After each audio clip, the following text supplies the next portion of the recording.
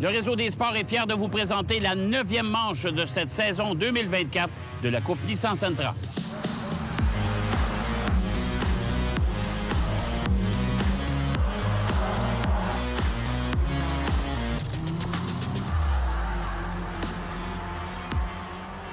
Je vous souhaite la bienvenue pour cette 9e manche de la Coupe Nissan Sentra, saison 2024.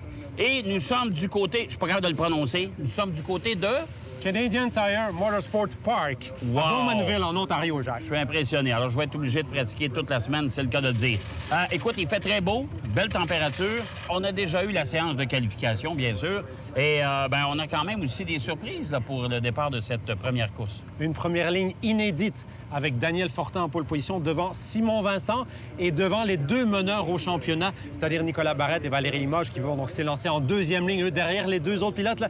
Je pense qu'il va y avoir beaucoup d'action dans cette épreuve, Jacques, c'est une certitude. Bon, excellent. Alors, pourquoi pas passer au spectacle, justement?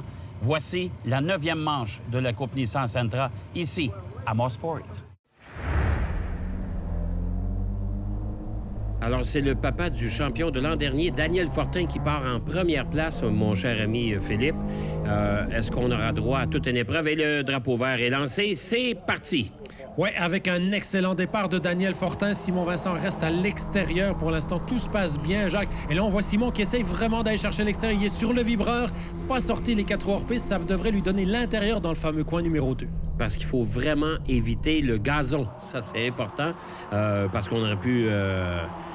avoir un accident quand même relativement grave avec une perte de contrôle. Mais là, jusqu'à présent, ça se suit à la queue leu-leu pendant qu'on aperçoit la voiture de Nicolas Barrette, qui est un prétendant évidemment intéressant pour le championnat cette année. Et on a vu Alexandre Fortin vraiment qui, en tassant complètement sur le vibreur, est allé 2 roues là dans les airs. Ça a été extrêmement spectaculaire. On a vu tout ça à bord avec Nicolas Miron. Et là, donc voilà, on est au virage numéro 5, le fameux Sterling Moss Corner, avec Simon Vincent qui emmène le peloton de voiture. Valérie Limoges, pour l'instant, c'est la bataille, Jacques, pour la 3e place face à Nicolas Barrette. Oui, pendant qu'on était à bord de la voiture de Valérie Limoges, d'ailleurs, qui a essayé de faire l'intérieur, mais c'était trop tard, évidemment, parce qu'elle n'avait pas suffisamment d'avance de prix. Est-ce que Jean-François Couture a quelques problèmes? On l'a vu complètement à droite, à vitesse quand même réduite. Oui, au ralenti, la voiture numéro 7, là, on était à bord avec Éric Chaput qui, lui, se bat avec Sylvain Ouellet, Nicolas Lévesque. Belle bataille de ces pilotes-là. On est sur la fameuse longue ligne droite qu'on appelle la ligne droite Mario Andretti, circuit CTMP extrêmement rapide. Et là, on voit que ça passe à 2 de large, mais c'est pas évident. Beaucoup de spectacles, encore une fois, Jacques. Ah oui, tout à fait. Écoute, on a... et là, on va entamer le 2e tour et regarder le peloton, comment c'est... Tout le monde est très rapproché. Ce qui vient encore une fois nous prouver que les voitures sont, on va dire, pratiquement identiques. Mais que les pilotes aussi ont pris du galon depuis le début de la saison.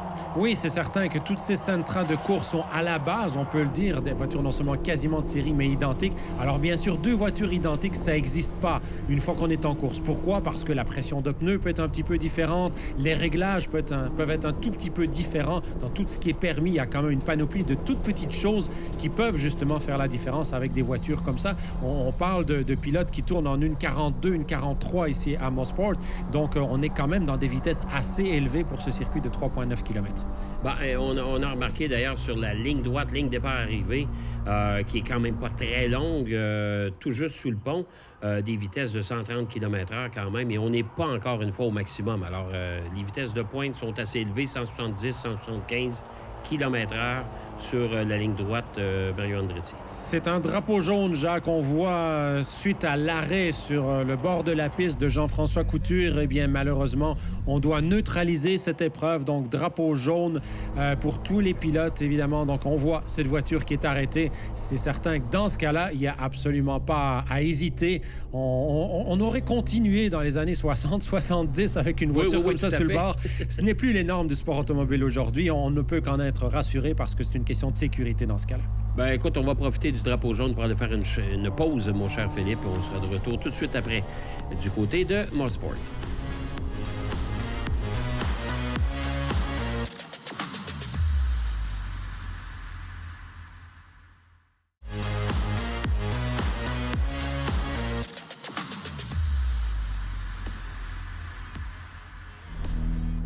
Bon, alors, on a des nouvelles de Jean-François Couture, ce qui s'est passé. Oui, finalement, c'est suite à un accrochage avec Fred Chaput là, qu'il a été immobilisé en bordure de piste. Et l'Ajax, c'est la relance de cette épreuve. Oui, c'est la relance. On sait que la relance, dans ce temps-là, ne se fait qu'à la queue leu-leu, c'est-à-dire un derrière l'autre, bien sûr, pour assurer la sécurité de tout le monde.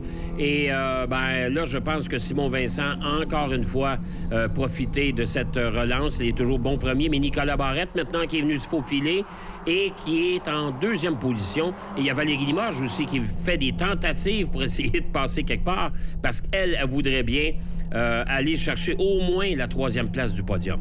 Oui, absolument. On parle de concurrents en lutte pour le titre 2024 dans cette série avec Simon Vincent, avec Nicolas Barrette et bien sûr aussi avec Valérie Limoges qui mène toujours le championnat. Ici, on est à bord avec Sylvain Ouellette et on voit vraiment cette bataille très, très intense. Là. C'est pour l'instant Alexandre Fortin qui tente de gagner des places. Très beau dépassement de la part d'Alexandre Fortin à l'intérieur dans le virage Sterling Moss. C'est passé de pas de beaucoup, mais ça a passé face aux frères Miron. Oui, les deux frères Miron qui sont côte à côte, tout juste derrière Alexandre Fortin, qui lui aussi voudrait bien aller se hisser dans le peloton de tête. Alors, on va tout faire pendant qu'on aperçoit Mathieu Miron, lui, qui commence à prendre un peu, mais Nicolas veut pas s'en laisser imposer. Évidemment, les deux frères n'iront pas s'accrocher. Hein? Non, mais ils ne travaillent pas ensemble, parce qu'en étant comme ça côte à côte, ça permet à des pilotes en arrière d'eux, comme ici Sylvain Ouellette, avec qui on est à bord, ou encore Frédéric Chaput, de se rapprocher, justement. Donc là, c'est un peu spécial. Les frères Miron, ils se sont fait une très, très belle lutte. On a apprécié pour le spectacle, mais au niveau d'efficacité, pour gagner un petit peu de temps, c'était peut-être pas la meilleure chose à faire en termes de tactique d'équipe. Non, puis on aperçoit le pare-choc de Mathieu Miron qui est derrière. C'est rien de grave, c'est tout simplement une attache qui a dû lâcher. Alors, mais probablement suite à une petite touchette avec un autre compétiteur. Peut-être même son frère, on ne sait pas, mais c'est vrai que c'est très, très spectaculaire. Je pense que les deux pilotes, ils ont beaucoup de plaisir. Si on y va pour le plaisir de la compétition pure, c'est certain que c'est spectaculaire, le spectacle qu'ils nous offrent aujourd'hui les frères Miron. Par contre, au niveau, comme on vient de dire, efficacité pour revenir sur les meneurs, ils perdent un peu de temps et on en a la preuve avec tous ces pilotes, Jacques, qui sont maintenant immédiatement collés à eux. Oui, tout à fait. Alors, on les aperçoit justement tous les deux. Mais on a aperçu les 4 voitures de large tantôt pour passer un virage. Les pilotes, ils veulent vraiment gagner des places. Et c'est toujours bien curieux parce que j'ai toujours l'impression qu'on veut le faire tout de suite au début de l'épreuve et s'installer confortablement. Et tant qu'à parler d'installer confortablement, Daniel Fortin est toujours en 3e place, semble vouloir retenir tout le peloton. Pendant qu'Alexandre Fortin vient de passer Valérie Limoges. Oui, mais pendant ce temps-là, Simon Vincent et Nicolas Barrette sont partis, les autres là. Absolument. Les deux meneurs là, qui ont pris plusieurs longueurs d'avance. On les voit ici dans la ligne droite, Mario Andretti. On voit aussi Valérie Limoges qui va tenter d'aller chercher à nouveau la position face à Alexandre Fortin. Valérie Limoges sur la ligne droite, en tout cas, elle semble être extrêmement bien sortie du virage 5C parce qu'elle a beaucoup, beaucoup de traction là, ici sur cette ligne droite. Mais est-ce que ça va être suffisant face à Alexandre Fortin? C'est pas le cas parce que le virage 8, il est à droite et Alexandre Fortin à l'intérieur. Oui, tout à fait. Alors, on vient de voir à peu près tout le peloton, tout le groupe de Sentra et c'est vraiment une belle course jusqu'à présent parce que tout le monde est bien regroupé et on bataille fort. On regarde ici, là. On aperçoit la voiture, je pense que c'est celle d'Éric Chaput ou non, de Frédéric Chaput. Je pense que c'est celui de son fils. Mais pendant ce temps-là, Simon et Nicolas Barrette, ils sont vraiment tranquilles. On va aller faire une pause, mon cher Philippe, et on sera de retour tout de suite après pour cette 9e épreuve de la saison 2024.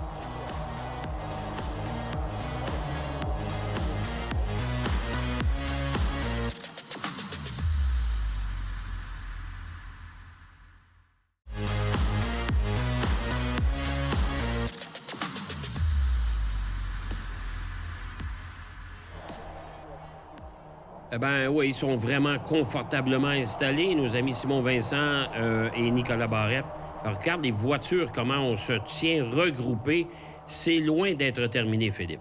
C'est 9 voitures qui se battent présentement pour la 3e position, Jacques. Donc vraiment, beaucoup, beaucoup d'action dans cette course ici au CTMP. Tu l'as dit, Simon Vincent, Nicolas Barrette, ça c'est la bataille pour la première place. Mais par la suite, Alexandre Fortin, Nicolas Miron, Valérie Limoges, Mathieu Miron, Éric Chaput, avec qui on est à bord, Nicolas Lévesque, également le jeune pilote de Trois-Rivières qui fait très, très bien pour cette première saison en Sentra. Et donc, effectivement, là, ça se bataille beaucoup, beaucoup. Nicolas Barrette, lui, il n'a pas abdiqué là, face à Simon Vincent. Pour l'instant, il rêve toujours toujours d'aller chercher cette première place. Pendant que là, on voit Alexandre Fortin et Valérie Limoges qui dépassent tous les deux Daniel Fortin. Il s'est passé quelque chose là sur la voiture 95 de Daniel Fortin. J'ai l'impression que Daniel Fortin a certains problèmes. On sait que depuis le début de la saison, c'est arrivé souvent des problèmes de boîte de vitesse. C'est peut-être encore le cas. Quand on perd un ou deux rapports, c'est vraiment pas facile, surtout quand on perd ceux qui nous permettent de sortir des virages beaucoup plus rapidement. Et puis là, on voit que Mathieu Miron, il s'est débarrassé de ses problèmes. Le pare-choc est parti. Oui, mais il bénéficie de l'aide, cette fois-ci, de Nicolas Miron, justement, pour aller chercher une position face à Daniel Fortin. Donc, Daniel Fortin, lui, n'avait personne en arrière de lui pour vraiment bénéficier, profiter de l'aspiration, en avant de lui, plutôt, pour profiter de l'aspiration. Et donc, c'est clair que ça lui a coûté une position face aux frères Miron. Beaucoup d'actions, encore une fois. C'est vraiment une très, très belle course qu'on vit présentement, Jacques. Et toujours Éric Chaput qui tente de ravir une place à Nicolas Lévesque. Ça n'a pas fonctionné cette fois-ci. Et je vous rappelle qu'Éric Chaput a quand même beaucoup d'expérience et il a un excellent coup de volant. Oui, c'est le dernier de ce peloton là, de pilotes. Oh là, attention, c'est Sylvain Ouellette qui est parti de travers. Nicolas Lévesque. Oh, contact. Je pense que la voiture de Sylvain Ouellette était vraiment au ralenti. Nicolas Lévesque n'a malheureusement pas pu l'éviter. Et là, vraiment gros contact pour Sylvain Ouellette. Oui, tout à fait. Je pense que Nicolas Lévesque était complètement sur la gauche de la piste et vraiment, Sylvain Ouellette a vraiment passé tout près de l'échapper une première fois. Mais Nicolas Lévesque s'en venait très rapidement. Sylvain Ouellette avait diminué de vitesse aussi très rapidement à cause de son dérapage contrôlé. Et ils n'ont pas réussi à éviter tout ça. Alors, j'ai l'impression qu'il va y avoir neutralisation encore une fois parce que la voiture de Sylvain Ouellette est vraiment mal positionnée dans l'état qu'elle est. En plus de ça, elle ne pourra pas se déplacer toute seule. Non, c'est évident qu'on va avoir un autre drapeau jaune, une autre neutralisation à cette épreuve. Pour l'instant, on ne le voit pas encore, le drapeau jaune, mais il va arriver très, très rapidement. Là, c'est une évidence. Ça fait les affaires quand même de Simon Vincent là, de se retrouver avec cette menace de Nicolas Barrette. Mais pour l'instant, il n'y a pas encore de drapeau jaune. Et Valérie Limoges en profite à essayer de passer Alexandre Fortin. Mais là, le jaune, il est là. Alors elle doit redonner la position, bien entendu, parce qu'ils sont passés presque côte à côte, le poste de Sylvain. On a aperçu, d'ailleurs, mon cher Philippe, le bras d'Alexandre Fortin qui venait. Il avait l'air à dire à Valérie, regarde, il y a un drapeau jaune, tu peux pas me passer. Oui, tout à fait, effectivement. Et donc là, ça fige les positions dans le peloton. Alors, c'est bien pour nous. On va profiter de cet autre drapeau jaune pour aller faire une courte pause. On sera de retour tout de suite après à Moi Sport.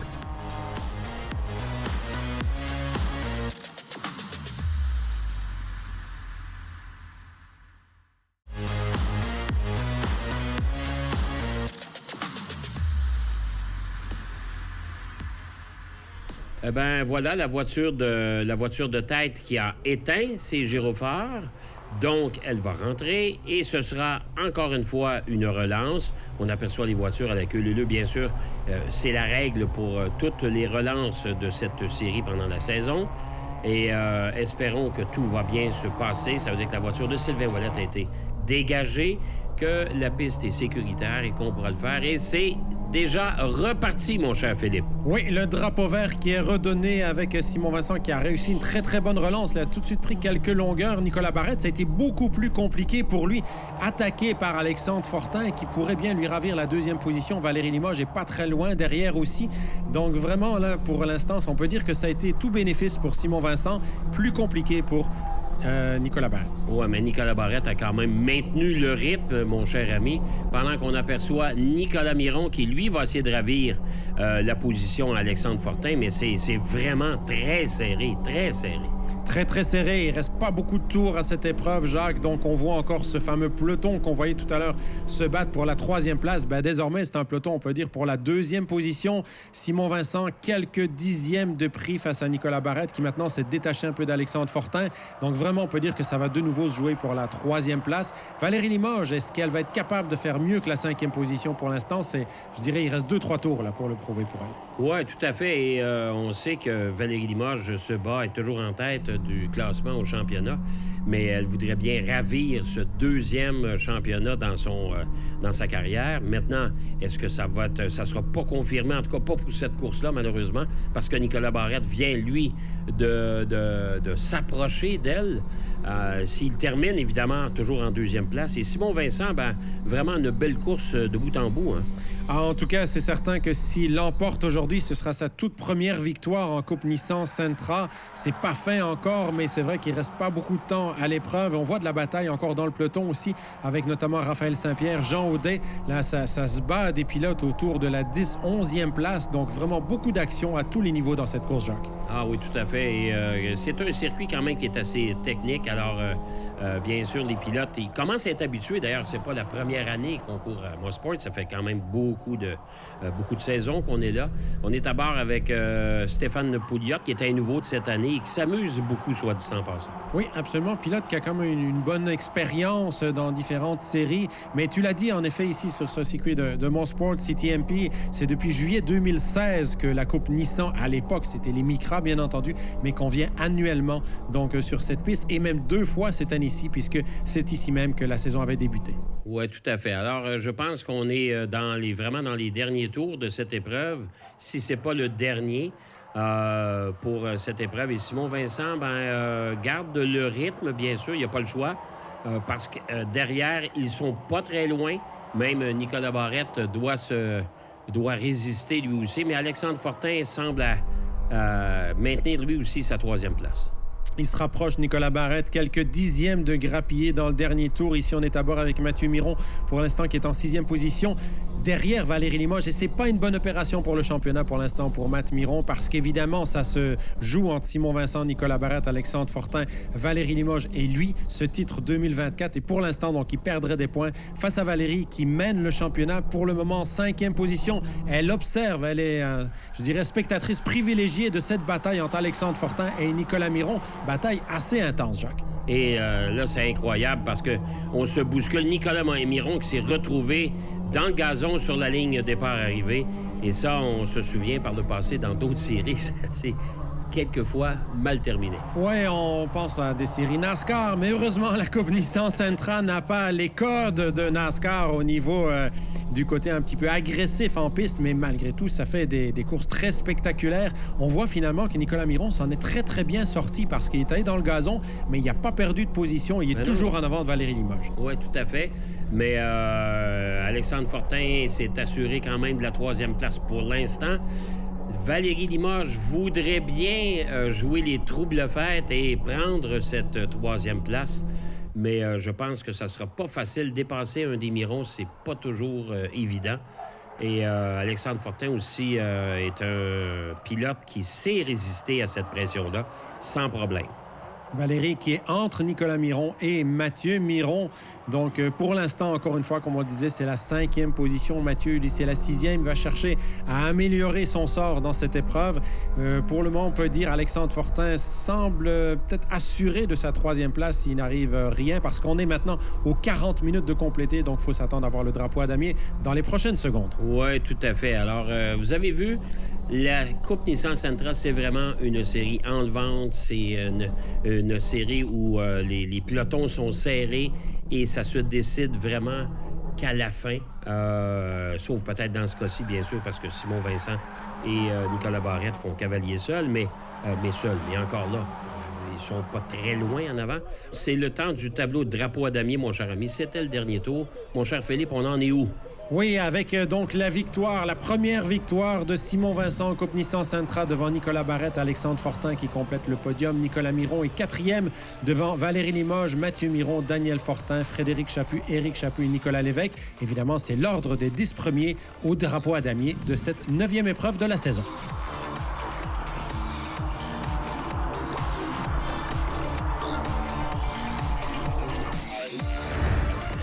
C'est une course... Écoute, c'est ma première victoire. Je suis super content. C'était parsemé de jaune, la course, mais dès le départ, on a pris la tête. C'était le plan.